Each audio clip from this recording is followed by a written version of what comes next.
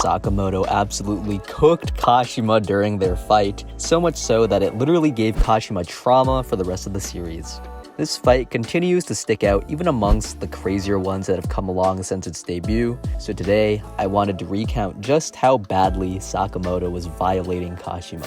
As Shishiba and Osaragi chill in the lowest level of the Okutabi lab, Kashima and two other dudes pull up to confront them. Shishiba announces that they all have to die since they violated JAA law, before the two bosses pull up and get ready to kill Shishiba, only for Osaragi to one-shot both of them. Kashima gets upset that Shishiba and Osaragi seemingly have zero regard for life and gets ready to fight them by pulling off his stitches and revealing an arm full of blades. Kashima literally gets his best feat here by blitzing Shishiba and landing a cut on him, before Shishiba blitzes him back and snaps his neck. Shishiba thinks that the job is all done, only for Kashima to get back up and fix his neck, saying that he has an artificial spine before Sakamoto falls out of the ceiling and lands on Kashima.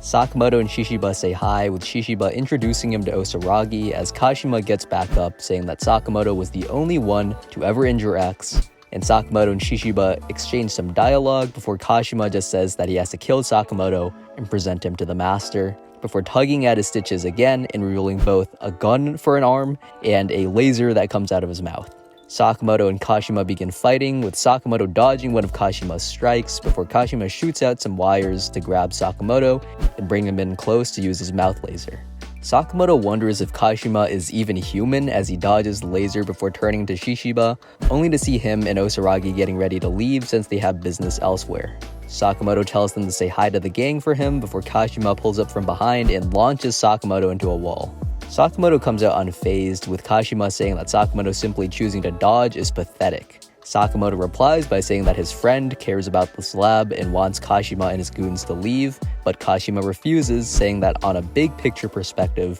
their work at the lab could enlighten the assassin world, so people's feelings don't really matter. Sakamoto doesn't care, instead saying that if Kashima doesn't care about the people around him, he'll never achieve anything, while pulling a pen out of his apron. Kashima claims that his goons would have taken out Sakamoto's friends by now, only for Sakamoto to dash forward and stick the pen into Kashima's mouth laser, causing it to blow up, saying that his staff is tougher than Kashima thinks. Here, we learn the most shocking piece of information being that Kashima hates Christmas, while Sakamoto reveals that he hates people who talk too much. Just then, the lab starts blowing up, with Kashima revealing that in 20 minutes the whole place will be gone, but Sakamoto is still chilling, saying that 5 minutes would be more than enough. As their fight continues, Sakamoto dodges another one of Kashima's attacks, while the latter talks about how Sakamoto doesn't look very agile, before asking him what he thinks of his scientifically enhanced body. Sakamoto reveals that he also has weapons before pulling out a half-off sticker, an ad, and a pencil. Kashima makes fun of Sakamoto, saying that his weapons won't do anything for him, before Sakamoto flicks some pencil lead into one of Kashima's eyes before blinding the other with a half-off sticker and then sending him flying with his belt.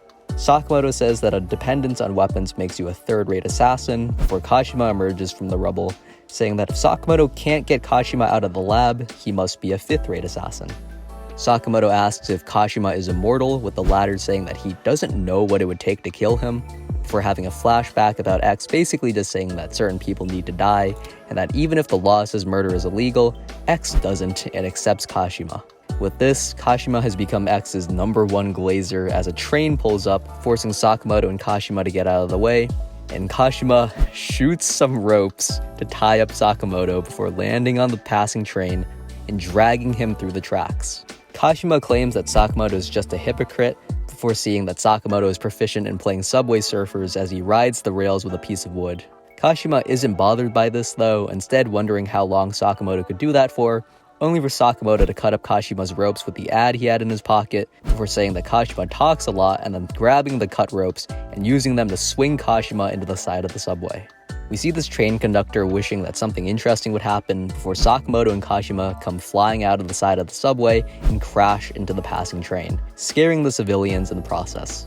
Kashima lands down with parts of him literally being held together by ropes before stabbing some random guy's water bottle and drinking it for himself, only to have the water immediately come out of a hole in his stomach. Kashima thinks about how skilled Sakamoto is, being able to use anything on site as a weapon, making him the ultimate assassin, before asking where Sakamoto could be hiding. Unfortunately for Kashima, Sakamoto is hiding right next to him, now in his skinny form, before landing a sidekick on Kashima that's so fast Kashima can't even finish saying the word fast. Sakamoto reveals that he's entered his skinny form since if Kashima is immortal, Sakamoto doesn't have to worry about holding back. Kashima has yet another flashback to his glorious King X as he recalls how at 17 he was carrying out his own brand of justice that everyone except X disagreed with. X says that Kashima is such a great person, inviting him to battle evil alongside him before he come back to the present, with Kashima saying that in the name of sublime justice, he would do anything to make X's dream a reality.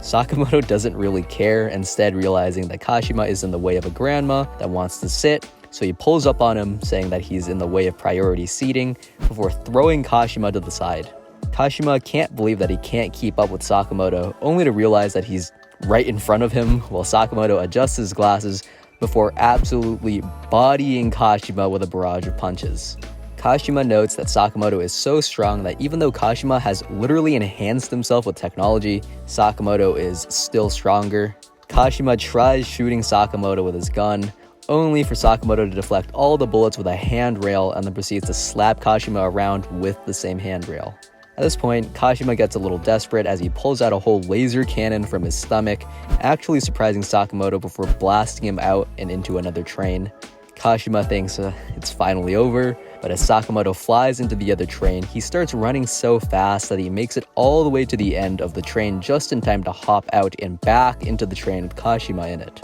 Meanwhile, Kashima is sitting around thinking how his glorious king will praise him for beating Sakamoto, only for Sakamoto to pull up and traumatize Kashima so much that he starts throwing the elderly at him. Sakamoto casually catches the people Kashima is throwing at him, while the latter screams about how the world needs people like Kashima and X who have real ideals and dreams, and Sakamoto does not care, as he tells Kashima that he doesn't even know what he's talking about, but that he wouldn't want someone like Kashima around his family, before punching Kashima out of the train and then kicking him into a turnstile, ending the fight. Honestly, reading this for the first time had me shook. It could be argued that this is the first time we really see Sakamoto go all out, since if Kashima is unkillable, Sakamoto doesn't have to worry about his no-kill rule, and it was absolutely incredible. The raw aura Sakamoto radiates once he enters his skinny form is nearly unmatched by anyone in the series, and seeing Sakamoto repeatedly blitz Kashima was incredibly satisfying. The beating was so bad that Kashima has trauma 58 chapters later, and even as of more recent events, turned into more of a good guy. And ultimately, I'm not sure where Kashima's character is headed, but I'm glad that he got some development, going from a D1X glazier to someone who realized that maybe not all of his actions were in the name of sublime justice. I'm glad that the catalyst for this development was Sakamoto bodying Kashima at a subway.